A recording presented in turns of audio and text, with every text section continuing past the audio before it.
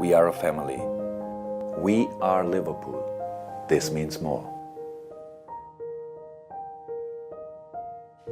이번 프리시즌은 리버풀 선수들에게 있어 매우 특별한 시간이 될 것입니다. 본래 이 기간에는 미국 투어를 다니며 프리시즌을 보내거나 다양한 클럽팀과 경기를 하며 수익을 창출해내고 훈련과 시합을 병행하곤 했지만 코로나로 인해 전지훈련도 제대로 잡기 힘들기 때문에 오스트리아에서만 4주간 머물며 훈련을 하고 비공개로 진행되는 2경기, 그 외에 공식적인 2경기, 총 4번의 평가전이 있을 예정입니다.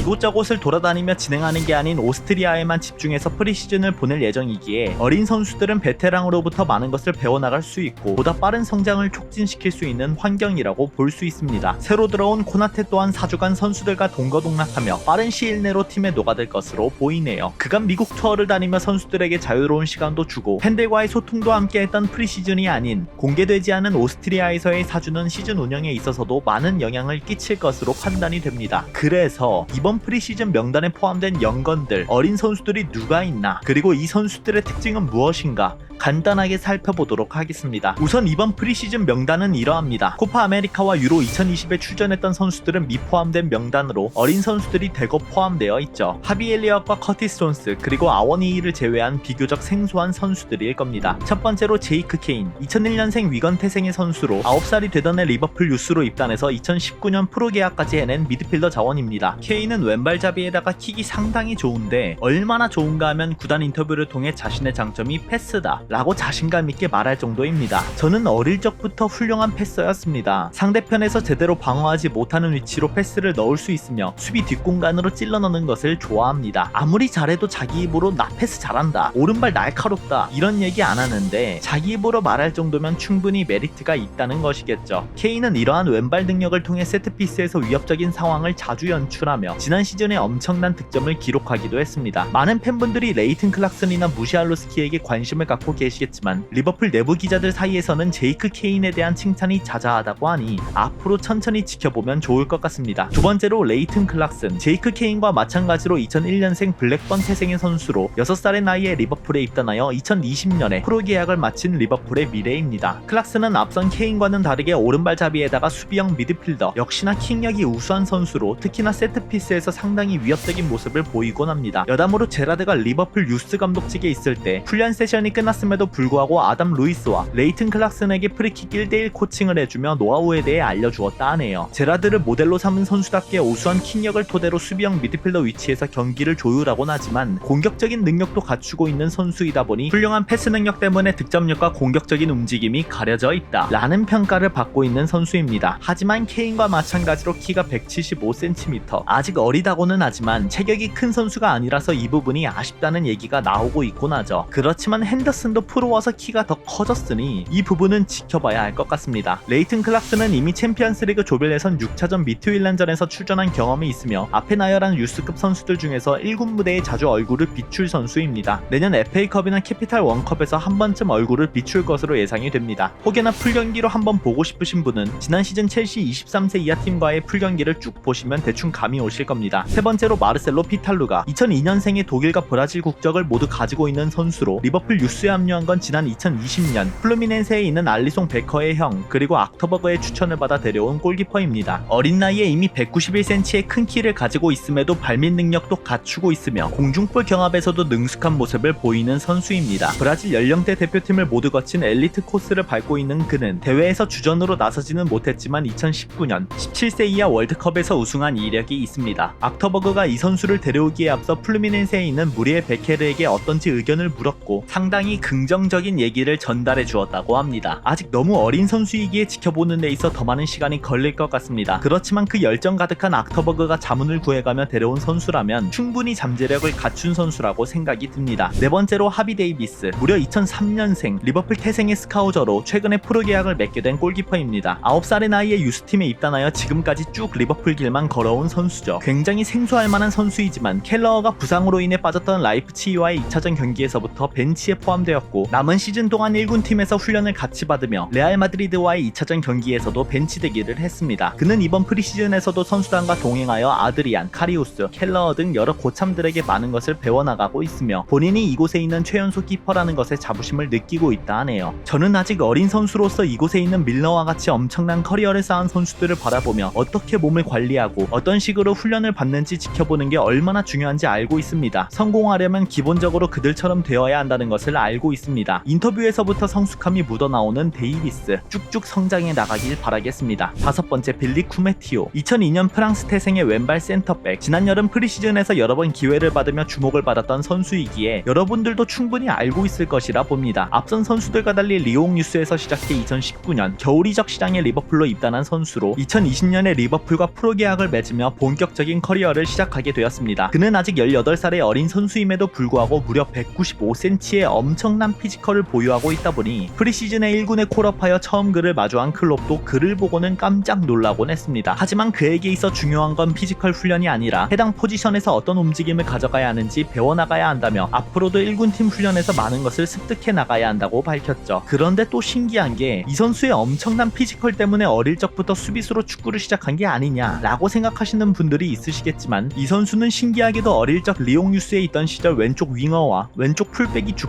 포지션이었고 14세 이하 팀에 들어와서부터 센터백으로 포지션을 변경하게 되었습니다. 갑작스럽게 성장하는 키 때문에 코치들은 중앙 수비 자원으로 변경시킬 수밖에 없었고 쿠메티오 입장에서는 아쉬울만도 하지만 상황에 맞게 변화해가며 지금은 오히려 더 좋다고 인터뷰를 하곤 했습니다. 특히나 왼쪽 사이드에서 포지션을 뛰었던 선수이다 보니 킥력과 주력이 상당히 좋은 편이라서 현대 축구에서 요구하는 센터백의 빌드업 그리고 공간 커버는 다른 선수들보다 능한 위치에 있지만 사실상 센터백으로 포지션 변경한 지 4-5년밖에 되지 않았기 때문에 다른 선수들보다 수비 포지셔닝에서 약점을 보이고 있으며 가끔가다 위험한 플레이로 탈압박하려는 모습을 노출하여 안정감이 떨어진다는 평가를 듣고 있습니다. 그렇지만 여전히 어리고 또 어린 선수이다 보니 1군 선수단과 함께 훈련을 받으며 좋은 영향을 받고 있고 본인도 반다이크에게서 많은 것을 배워나가 그의 발자취를 따라가려고 노력하겠다고 밝혔습니다. 클롭도 그에게 많은 관심을 보이고 있기에 이번 프리시즌에서 있을 몇몇 경기들에서 그의 모습을 볼 수 있을 것이라고 예상하고 있습니다. 여섯 번째로 오웬백, 2002년 웨일즈 태생의 어린 선수로 스토크시티 유스에서 시작하여 13살의 나이에 리버풀로 팀을 옮겨 2020년 팀과 프로 계약을 맺은 레프트백 자원입니다. 앞선 선수들과 다르게 리버풀의 레전드 오브 레전드, 구단 최다 득점 기록을 보유하고 있는 웨일즈의 공격수 이안 러시의 조카로 알려져 팀 내에서 백을 밀어주는 게 아닌가 라는 의문을 가질 수도 있으시겠지만 실력으로 모든 것을 커버하고 있는 선수입니다. 왜냐하면 이 선수는 특이하게도 프로 계약을 맺은 지 1년 만에 재계약을 했는데 그게 바로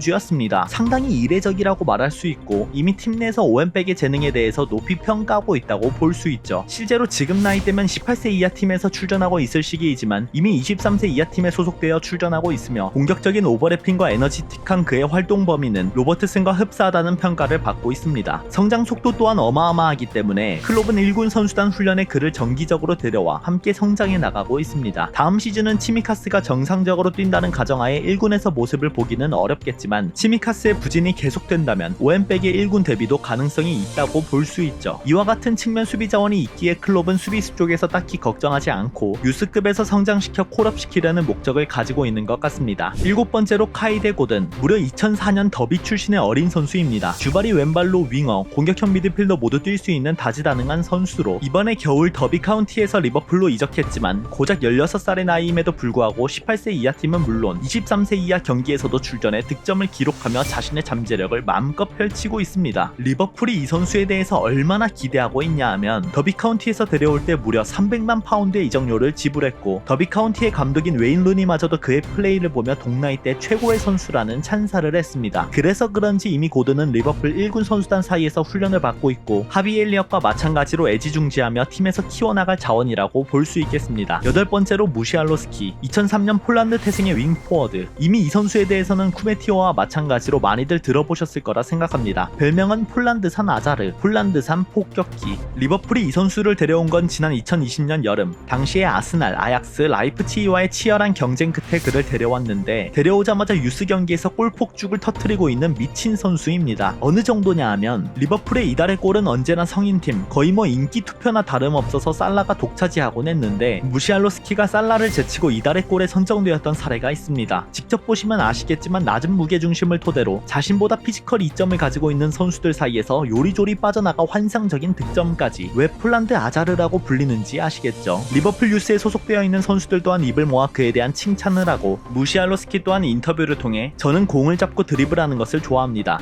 앞에 있는 모든 선수들을 뚫고 드리블을 하는 게 제 축구 스타일입니다. 폴란드에서 가르쳐 주셨던 코치나 이곳에서나 저에게 멈추지 말고 계속 행하라고 말씀해 주셨습니다. 당연히 이 선수도 1군 팀 훈련에 합류하여 트레이닝을 받고 있는데 하나같이 입을 맞춰 엄청난 실력이라고 칭찬하고 있습니다. 특히나 클롭과 코치들에게 큰 충격을 안겨주었기 때문에 이번 시즌 말미에 성인 무대 가능성도 충분히 있다고 생각합니다. 클롭이 도르트문트에서 괴체를 키워낸 것처럼 리버풀에서도 2-3년 지켜보며 무시알로스키를 키워주었으면 하네요. 9번째로 타일러 모턴. 2002년생 위럴 출신의 잉글랜드 선수로 7살 때부터 리버풀 유스에 입단해 2020년 프로 계약을 맺었으며 그로부터 6개월이 채 지나지 않은 2021년 1월 팀과 장기 계약을 맺었습니다. 뭔가 느낌이 오시죠? 프로 계약하고 나서부터 곧바로 장기 계약이라. 이제 그의 플레이 스타일을 말씀해드리자면 주발은 오른발로 박스투박스 유형의 미드필더이며 태클을 즐겨하는 선수입니다. 롤모델은 티아고와 핸더슨으로 미넨 시절에서부터 티아고의 플레이를 유심히 지켜보며 그와 함께 훈련하는 게 꿈이라고 밝혔고, 핸더슨의 리더십을 존경한다고 말했습니다. 레이튼 클락슨과 제이크 케인이 23세 이하 팀으로 월반하여 18세 이하 팀 미드필더의 자리가 나자 주전으로 올라선 모턴은 이 기회를 놓치지 않고 꾸준히 잡고 나서며 결국 그 또한 23세 이하 팀으로 월반하게 되었습니다. 심지어 23세 이하 팀 3미들의 클락슨, 케인, 모턴 3명이 선발로 나서는 경기도 늘어나고 있으며 앞으로 이 3명의 선수가 1군 무대에 데뷔하는 건 시간 문제라고 볼 수 있죠. 킥력은 당연히 갖추고 있으면서 피지컬적으로 케인이나 클락슨보다 더 우세한 선수이다 보니 저는 이 선수에게 더 많은 기대를 하고 있는 편입니다. 아버지, 형, 모턴 모두 안필드의 시즌권을 소유하고 있는 리버풀 팬으로서 언젠간 1군 무대에 데뷔해 안필드에서 팬들의 환호를 받는 날이 찾아왔으면 하네요. 마지막으로 10번째, 코너 브래들리. 2003년 북아일랜드 출신의 선수로 2019년 리버풀로 이적해와 2020년 프로 계약을 맺었습니다. 이제 겨우 17살밖에 되지 않은 선수이지만 북아일랜드 성인 대표팀에서 데뷔전을 경험했을 정도로 상당히 높은 잠재력을 인정받고 있는 선수입니다. 네코 윌리엄스가 이적 명단에 올랐지만 따로 영입 명단을 짜지 않는 이유 중 하나도 바로 이 선수를 키울 목적이 있기 때문입니다.